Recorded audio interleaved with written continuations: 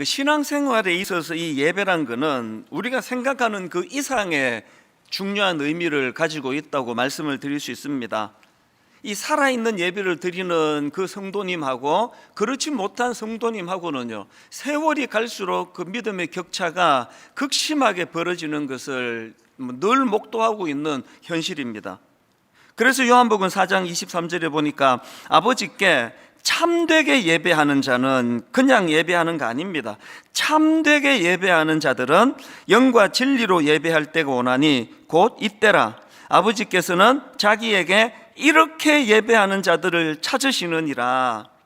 여러분, 우리가 예수 믿고 하나님이 내 아버지가 되심을 인정하는 신앙생활하는 사람들에게 그 하나님이 찾으시는 그 한 사람으로 사는 것, 이것보다 더 중요한 게 있겠습니까? 그런데 하나님께서는 그 참되게 예배하는 그 사람을 찾으신다는 것입니다. 저는 이 말씀이 가진 능력을 굉장히 많이 경험하고 살아가는 사람인데요, 목회 현장은 더 그렇습니다. 제가 분당 우리 교회를 개척하기 이전에 청소년 사역을 10년간 하지 않았습니까? 많은 그 어린 아이들과 더불어 또 청소년과 더불어 행복한 순간들이 많았는데 내 머리에 떠나지 않는 기쁨의 기억이 하나 있습니다. 제가 고3 부서 입시생을 맡을 때였는데요, 요즘도 이제 그 고3이 되면은 전국 모의고사가 굉장히 중요한 게 이제 전국 석차가 나와야 그것을 가지고 이제 원서를 쓰는데 이게 학교가 자료를 쓴단 말입니다. 그런데 제가 고3 부서를 맡고 있던 그 상황에 그 당시에는 이게 참 예배를 방해하는 사단의 세력은 놀랍습니다. 아주 너무나 교활하게 예배를 방해하는 게 뭐냐, 모든 학교들이 이제 그 모의고사를 학교에서 보는 게 아니라 주일날 아침에 학원에서 봐야 되는 겁니다. 주일날 아침에 학원에서 모의고사를 보고 그 성적표를 학교에 제출해야 원서를 써주니까, 이거는 고3 아이들이 한 달에 한 번씩 드리니까 제가 고3 아이들만 모여 있는 데서 예배를 진행하는 입장인데 한 달에 한 번은 이 예배가 안 될 정도예요. 이해할 수 있는 거 아닙니까? 그 아이들을 생각하면 너무 마음이 아픈 겁니다.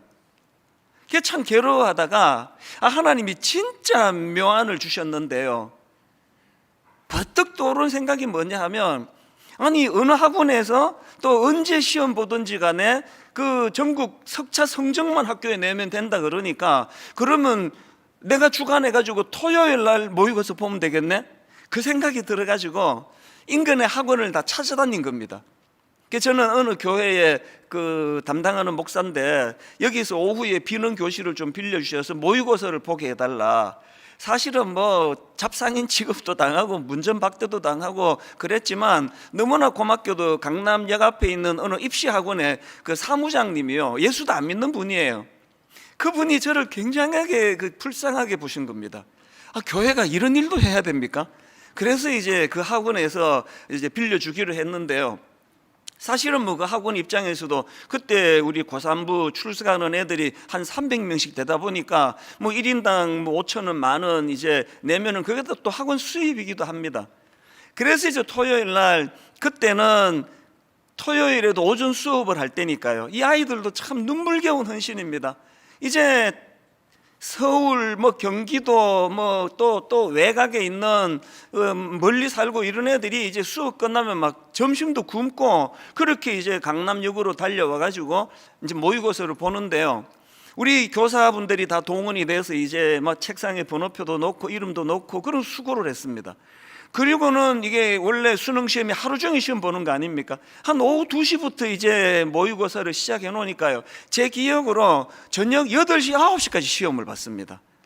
그렇게 이제 아이들이 모의고사를 토요일 날 보고, 그리고는 이제 주일 날 아침에 일찍 고3부 예배에 나오면 다 눈물이에요. 이 예배를 드리기 위하여 우리가 어떤 대가를 치렀는가, 이 생각을 하면은 이 아이들이 막 감격에 겨운 겁니다. 사실 저는 그때 그 학원에서 입시 시험을 모의고사를 보고 했던 그게 너무 추억이었던 게, 한 달에 한 번씩 성적표가 또 저한테로 와요.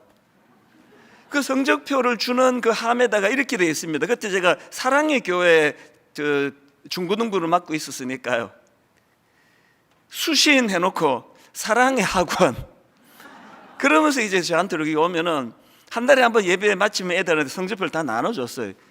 이 아이들의 초미의 관심사는 목사님 내 성적 보셨죠? 보셨죠? 그래서 절대 안 봤다 그랬던 그런 기억이 있거든요.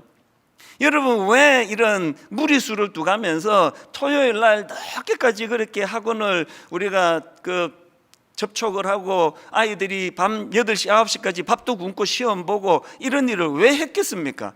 제 마음의 소원은 하나였습니다. 너희들이 살아가다가 보면은 이렇게 예배를 방해받는, 예배를 드릴 수 없는 이런 일이 앞으로 계속 일어날 것이다. 어떤 경우라도 예배가 가장 소중하다는 사실을 기억하고 예배를 드리기 위하여 몸부림치는 그런 인생이 되기를 원한다. 그 메시지를 제가 전하고 싶었던 거거든요. 사실요, 이 부모님들이 뭘 모르셔가지고 그런데요, 고3 되면은 그냥 교회는 다음에 가고 학원 가라 이러시는데요, 뭘 모르시느냐, 그 고3 때 저는 수년간 제가 임상 경험한 거 아닙니까? 입시생인 고3 되면은 애들이 막 그 불면증에다가 갑자기 또 식욕이 떨어지고 막 조울증 같은 것도 오고 막 여러 가지 흔들림이 많은데요, 예배가 딱 그 중심에 있는 학생들은 그런 감정적인 요동이 없습니다. 한결같은 마음으로 주일날 하나님 앞에 펑펑 울고 은혜 받고 그러면 엿새 동안이 살아갈 힘을 얻는 거거든요. 제가 종종 그런 말씀 드리잖아요. 여러분, 하나님 앞에서 우시면요, 세상에 나가서 안 울어도 됩니다. 하나님 앞에 무릎을 꿇으면 세상에 나가서 비굴하지 않을 수 있습니다. 이 아이들이 고3 때 그렇게 뜨거우니까요, 매 고3 부서 애들이 그렇게 뜨거웠습니다. 그래서 막 어떨 때는 순서 같은 거 뭐가 중요합니까? 성경에 보면은 격식, 순서 이렇게 해라 저렇게 해라 하나도 없습니다. 이 찬양 불러라, 찬송가 불러라, 복음성가 불러라 이런 거 없습니다. 그저 영과 진리로 예배하라, 정성을 다해서 예배하라, 그것만 있는 거 아닙니까?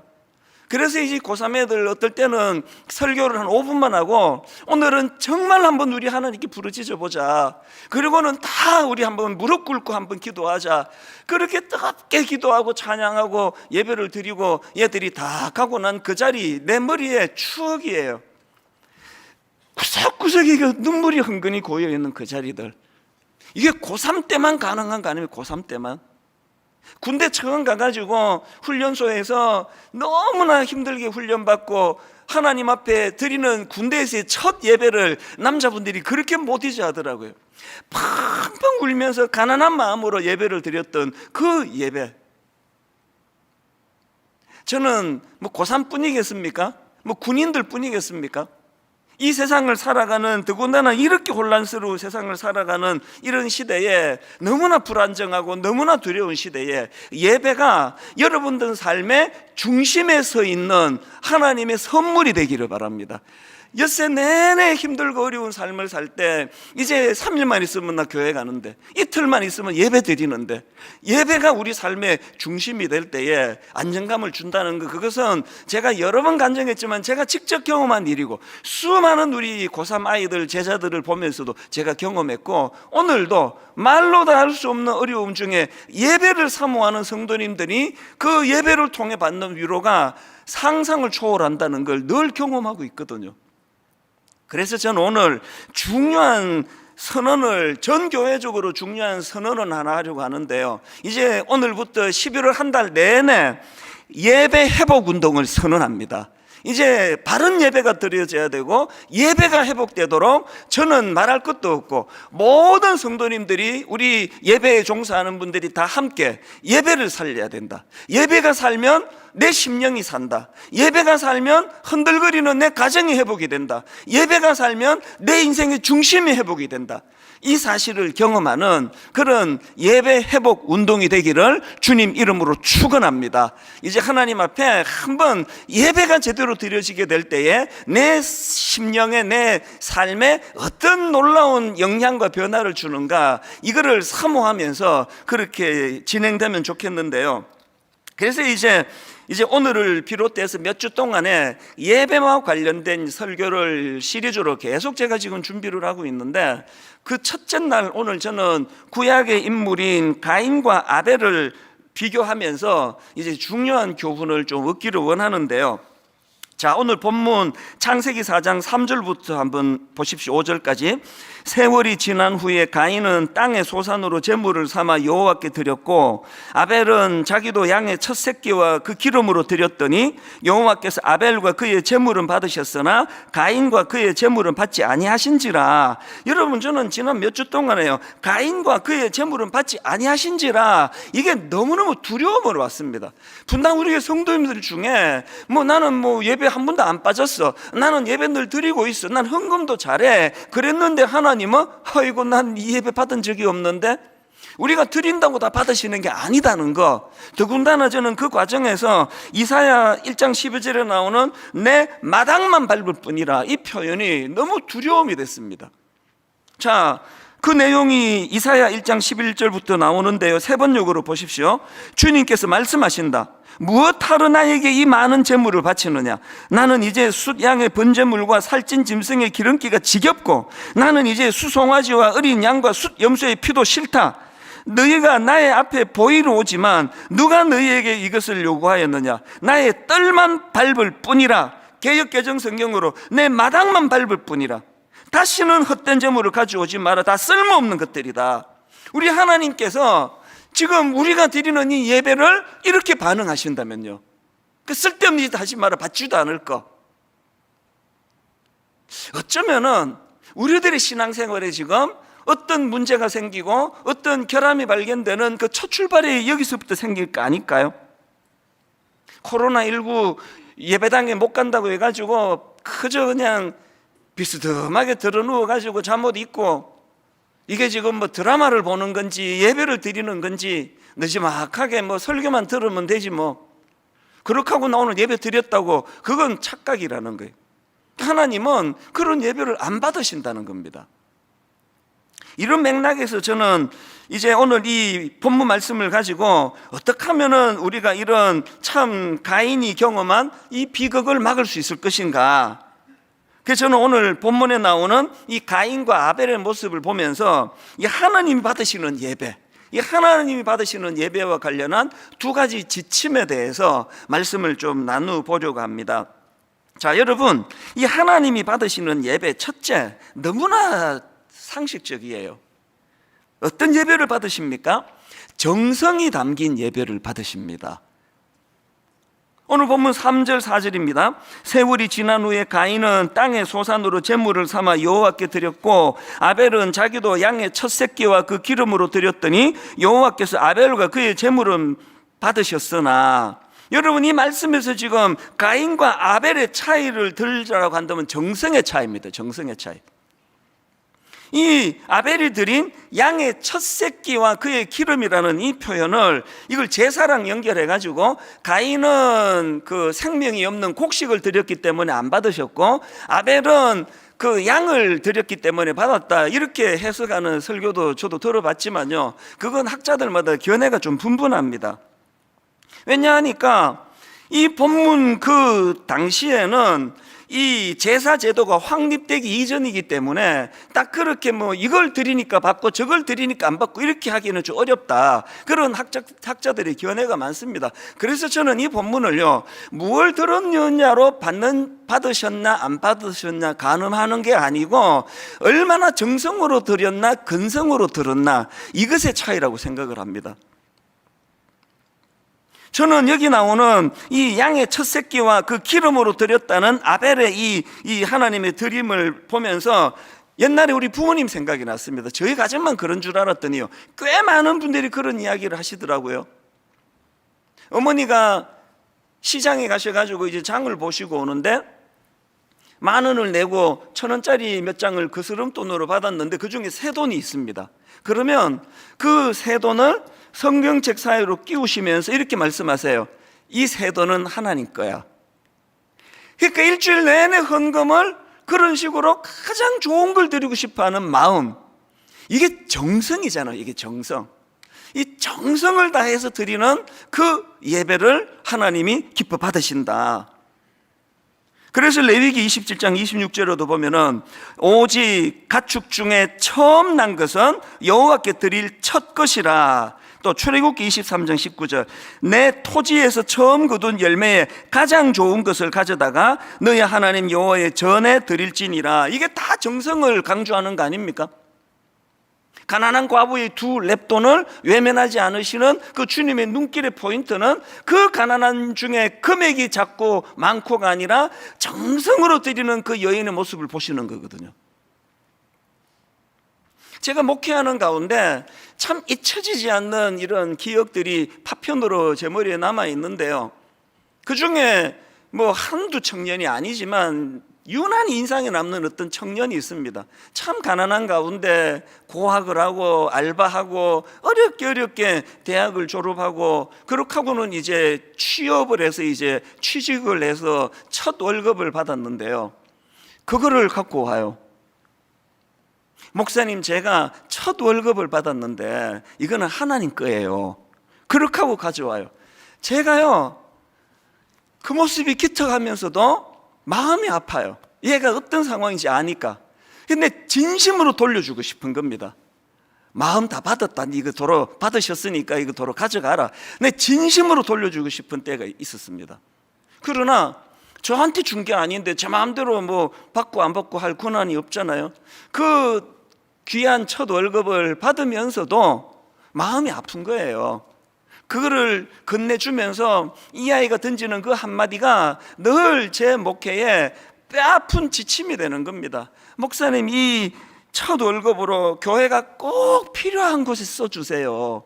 그런 헌금을 그저 흥청망청 뭐 제멋대로 쓸 수 있겠습니까? 그건 벌 받을 짓 아닙니까? 교회 규모가 커서 헌금 액수가 많아지는 거지, 이 헌금 드리는 한 분 한 분 모두가 이런 마음으로 드리는 거 아닙니까? 그야말로 이게 땀의 결정체, 이 눈물의 결정체.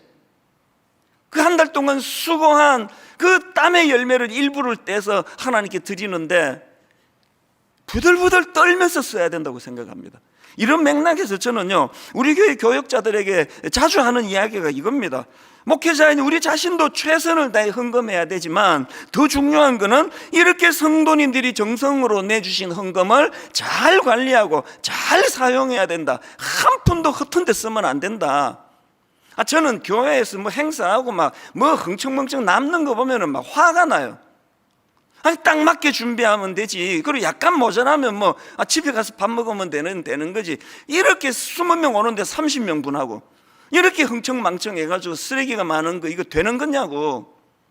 한번 너무 쪼잔해 보이는지는 모르지만 교역자실에 갔는데 사람도 없는데 에어컨이 켜져 있고 그러면 이 어느 놈이 이런 짓을 안 하냐고 막 화가 나요.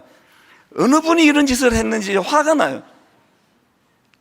자기 집에서도 일어나?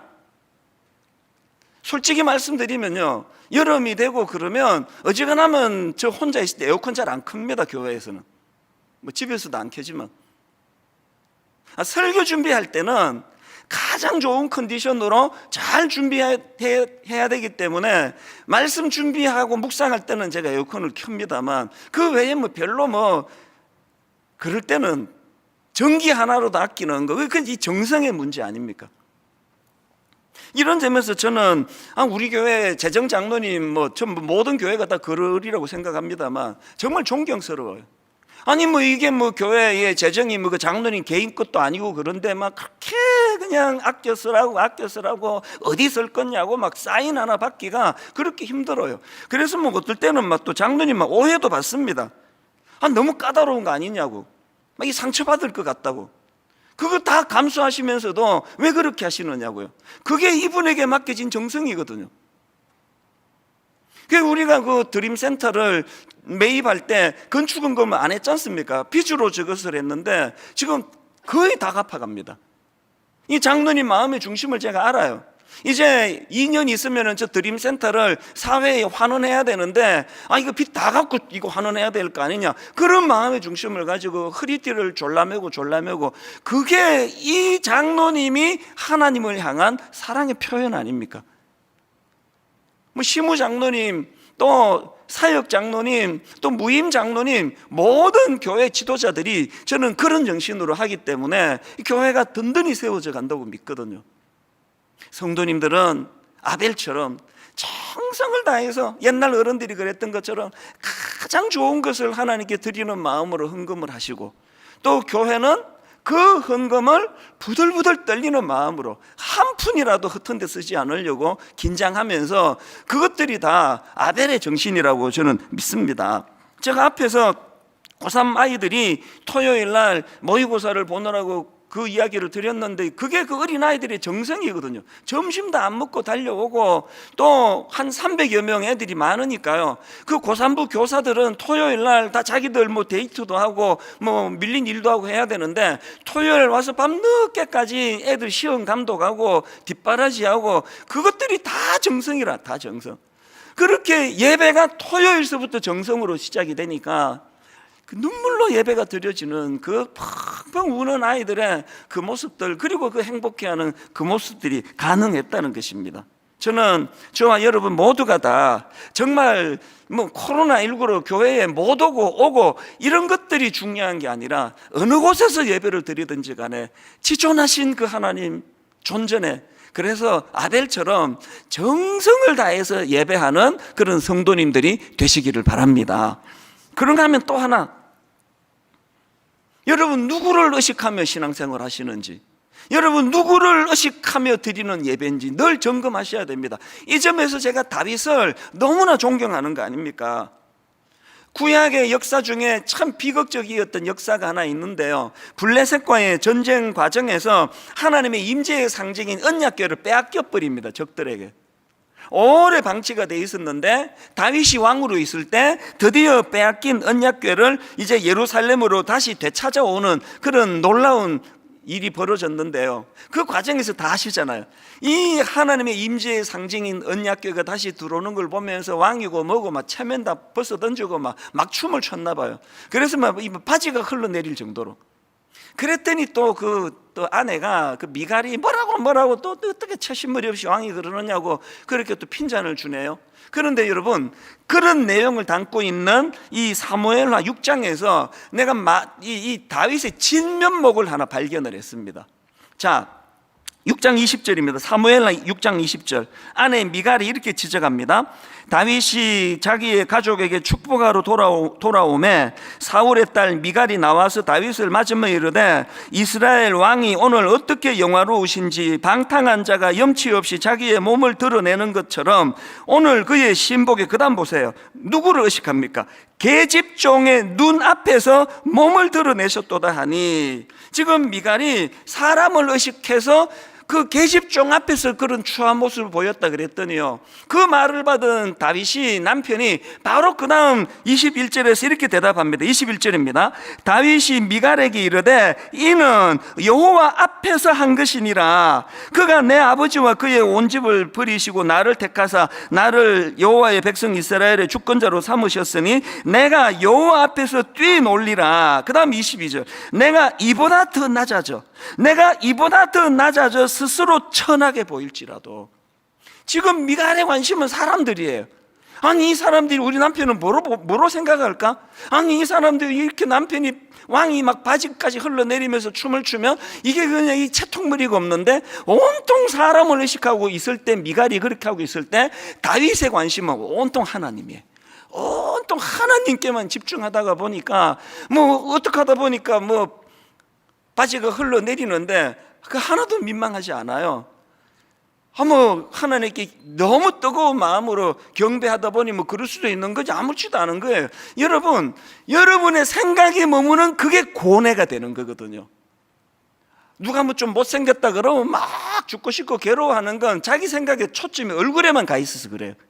저보고 한번 얘기해 보세요. 제가 상처받는가. 관심이 없는 그곳에서는 상처가 없습니다. 온통 관심이 채통, 체면, 사람들이나 어떻게 볼까, 사람들이나 어떻게 생각할까, 여기에 몰두하면 사단은요, 공격의 귀재입니다. 그것만 공격하는 거예요. 맨날 상처받는 거예요. 좀 오해 좀 받아도, 좀 오해받아가지고 누가 욕 좀 해도 처음에는 기분 좀 나빠도 그냥 마음이 거기에 안 담겨 있으면 사탄이 어떡하겠습니까? 다윗이 지금 그런 모습을 보이는 거 아닙니까? 여러분은 어떤 신앙생활을 영위하세요? 미갈과 같은 신앙생활을 하시는 분 꽤 많으시잖아요. 그저 저 김 집사가 나 어떻게 볼까? 내가 그래도 이번에 권사가 됐는데 말이야. 내가 저 장로인데. 미갈의 연약함을 뛰어넘어 다윗처럼 나는 여호와 하나님을 바라보고 하나님을 의식하고. 제가 최근에 그 미국에 있는 저희 누나랑 통화를 하다가 참 감동을 받은 대목이 하나 있습니다. 뭐라고 얘기하는가 하니까 이 목사가 그 4월인가 뭐 광고 시간인가 제가 그랬대네요. 어떻게 기억도 나기도 하고요. 이제 이 코로나19로 가정에서 예배 드린다고 복장을 잠옷 입고 아무렇게나 하시면 안 된다고, 그래서 하나님 존전에서 예의를 갖추고 복장을 갖추고 예배를 드리라고. 제가 그 광고를 한 그날부터 저희 누나 부부가 저 말이 맞다 그래가지고요, 다 지금 뭐 아들 딸 시집 장가 가가지고 뭐 노부부만 집을 지키고 아무도 없습니다. 그런데 딱 정장을 하고 교회에 앉아 있는 것처럼 그렇게 양복을 입고 양장을 하고 정장을 차려입고 그렇게 예배를 드린다는 거예요. 그게 참 감동이 됐습니다. 그 뭐 동생이 한 이야기가 아니에요. 공적으로 예배 중에 주의 종이 하나님을 대변해서 하신 말씀이 저 말이 맞다. 그날부터 지금까지 항상 그렇게, 누가 뭐 볼 사람이 누가 있습니까? 예배 그 시간에 올 사람이 누가 있냐고요.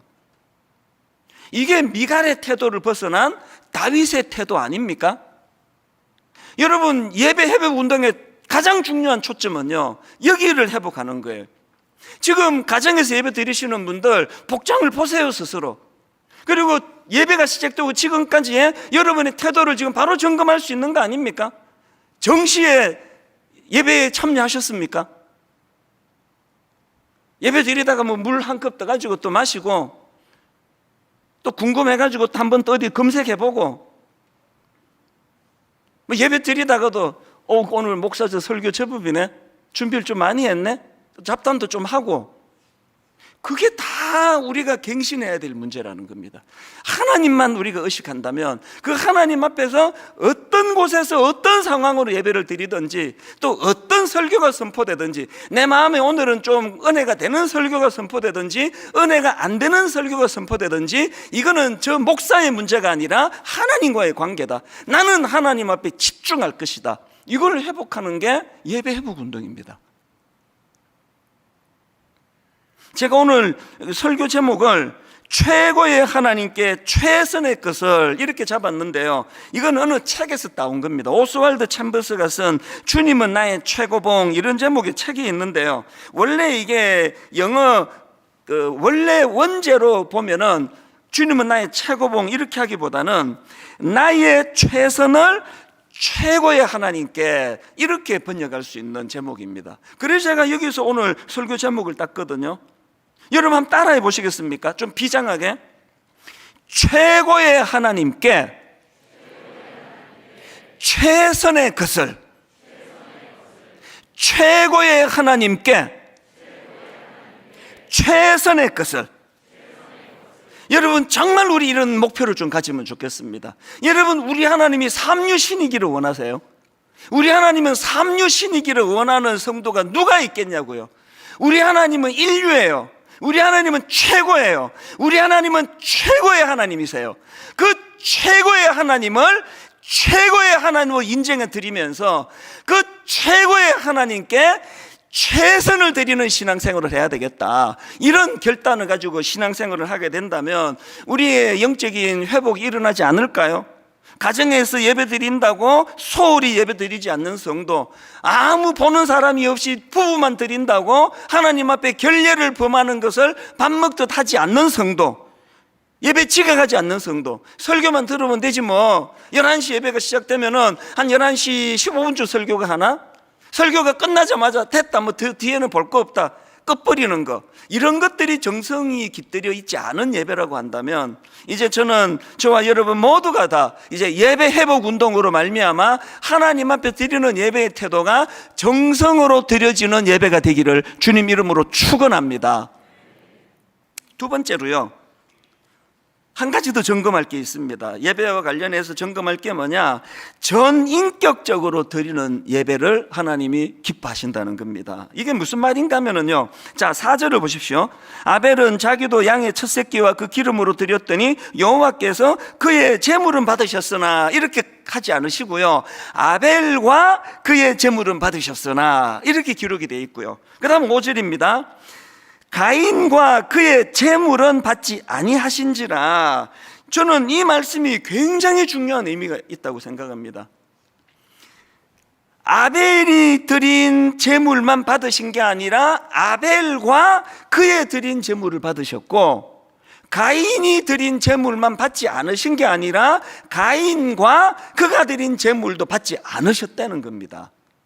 그러고 보면은 히브리서 11장 4절, 믿음으로 아벨은 가인보다 더 나은 제사를 하나님께 드림으로, 아벨이 피 있는 양을 바쳐서 그 내용물이 하나님이 기뻐하신 게 아니라요, 믿음으로 드렸다는 거예요. 믿음으로 드렸다는 거예요. 이런 차원에서 보면요, 로마서 12장 1절, 그러므로 형제들아 내가 하나님의 모든 자비하심으로 너희를 권하노니 너희 몸을 하나님이 기뻐하시는 거룩한 산 제물로 드리라. 이는 너희가 드릴 영적 예배니라. 그리고는 부연해서 설명합니다. 2절, 너희는 이 세대를 본받지 말고 오직 마음을 새롭게 함으로 변화를 받아 하나님의 선하시고 기뻐하시고 온전하신 뜻이 무엇인지 분별하도록 하라. 여러분, 전인격적으로 드리는 예배가 뭡니까? 그냥 나 11조 냈는데, 헌금했는데, 내가 드린 그 행위가 아니에요. 내 존재가 하나님께 드려지는, 하나님께서 기뻐 받으시는 예배의 도구가 된다는 것입니다. 그래서 여러분, 예배의 성분은요, 월요일부터 토요일까지 지난 6일 동안 이미 다 났습니다. 너무나 악한 세상에 뒤섞여 살고, 성적으로 문란하고, 거짓말을 밥 먹듯 하고, 제멋대로 구별되지 않게 살아놓고 양복 입고 교회에 앉아 있다고 해서 그게 거룩한 게 아닙니다. 꼭 기억하십시오. 아벨이 드린 제물만 받으신 게 아니라 아벨과 그의 제물을 받으셨어요. 이찬수 목사와 그가 드린 이 예배를 하나님이 받으시는 것. 그렇다면은 가인에게 뭐가 문제였지? 뭐가 문제여서 가인 자체를 안 받으셨나? 5장에 답이 딱 나옵니다. 가인은요, 하나님의 권위를 인정하지 않는 겁니다. 5절입니다. 가인과 하나님께서요, 가인과 그의 제물은 받지 아니하신지라 그랬더니 가인이 몹시 분하여 안색이 변하여 하나님의 하신 일을 승복하지 않는 태도.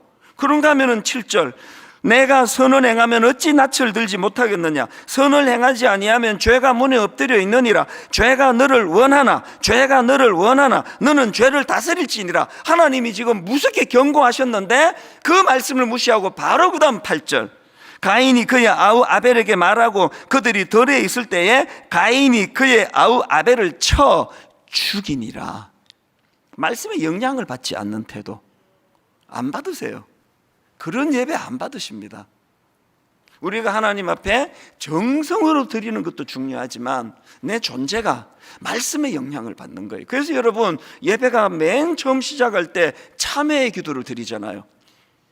내 자력으로는 하나님 말씀에 순종해서 그 아우를 죽이지 않을 힘이 없사오니, 그래서 아버지 지난 엿새 동안도 부끄러운 자리에 참 많이 빠졌사오니 이제 내가 예배자로 나아갈 때에 참회하며 회개하기를 원합니다.